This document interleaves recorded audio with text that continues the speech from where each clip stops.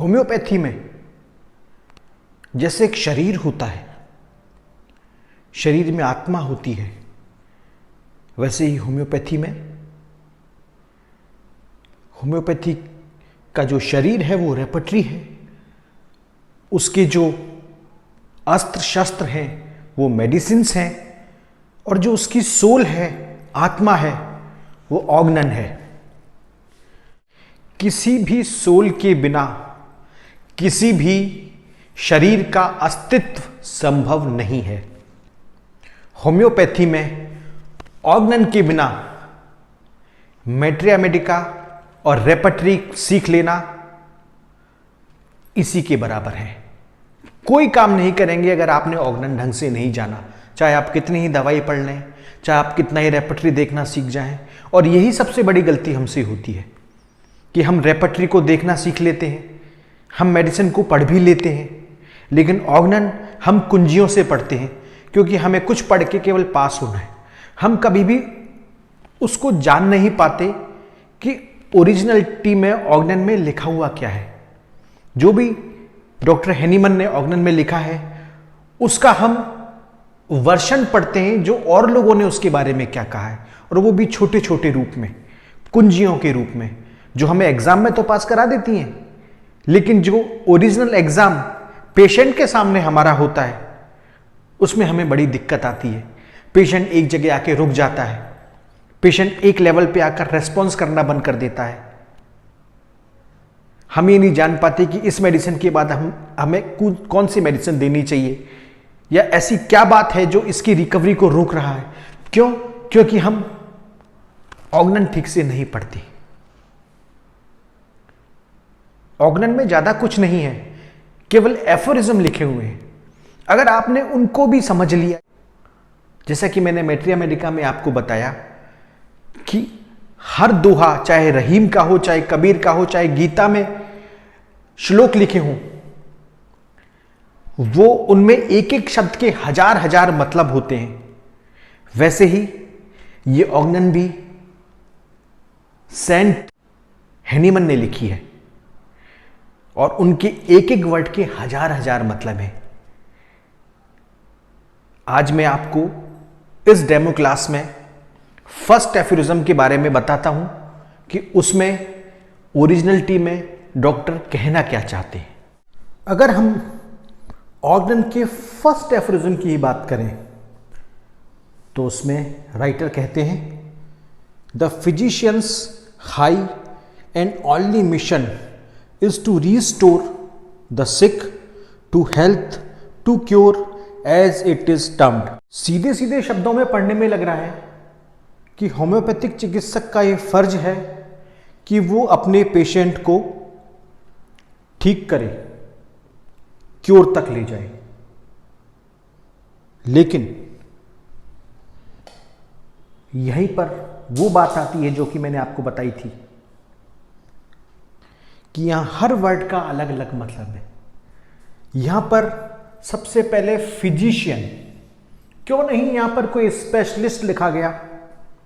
क्यों नहीं यहां पर कोई डॉक्टर लिखा गया? क्यों नहीं यहां पर किसी और वर्ड का यूज किया गया? फिजिशियन वर्ड का ही यूज क्यों किया गया? क्योंकि ये जो फिजिशियन है ये डायरेक्टली रिलेट करता है इस फिजिक के साथ। Physique means body. वो पर्सन जो किसी स्पेसिफिक ऑर्गन से डील नहीं करता, जो किन्हीं सिम्टम से डील नहीं करता, वो पर्सन जो पूरी बॉडी से डील करता है, वो ही पर्सन एक होम्योपैथिक डॉक्टर कहलाने लायक है। और उसको हम स्पेशलिस्ट नहीं कहेंगे, हम उसको कुछ और नहीं कहेंगे, हम उसको फिजिशियन कहेंगे। क्या है इस फिजिशियन का मिशन? यहां पर लिखा है high and only mission. What is mission? Mission means उद्देश्य। हर आदमी अपने जीवन में अलग अलग उद्देश्य लेकर चलता है। कोई ये सोचता है मुझे बड़ा घर बनाना है, कोई ये सोचता है डॉक्टर बन के मेरी शादी बड़े घर में हो जाएगी, मुझे अच्छा दहेज मिल जाएगा, कोई ये सोचता है कि मुझे बड़ी गाड़ी लानी है, लेकिन हैनीमन ने क्या कहा कि नहीं, ये सब अगर आपके उद्देश्य हैं तो आप ये फिजिशियन नहीं हो सकते।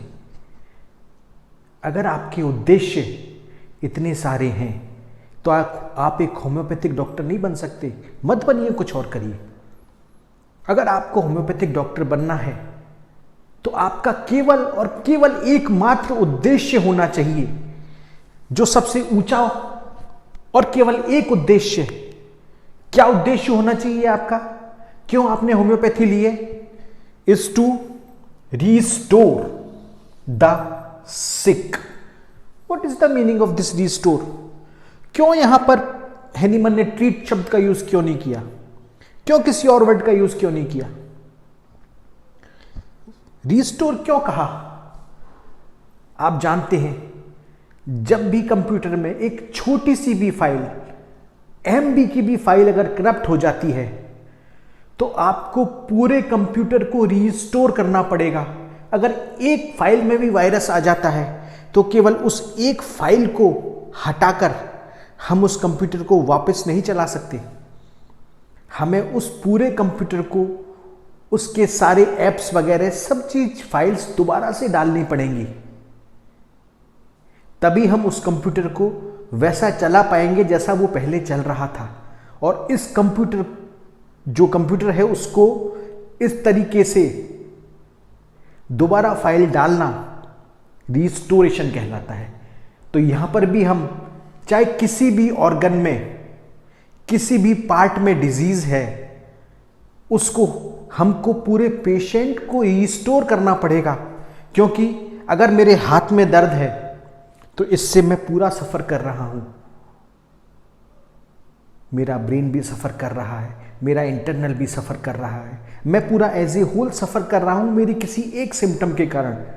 तो क्या उस केवल एक सिम्टम को ट्रीट करना ही ठीक रहेगा, या मुझे पूरा एज इट इज ट्रीट करना ठीक रहेगा? टू रिस्टोर द सिक, सिक को रिस्टोर करना है, सिकनेस को नहीं करना।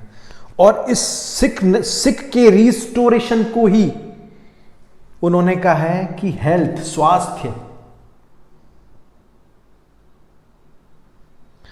ये जो हमने रिस्टोरेशन किया है उस सिक का, यह रिस्टोरेशन ही उस सिक को हेल्थ और क्योर की तरफ ले जाएगा।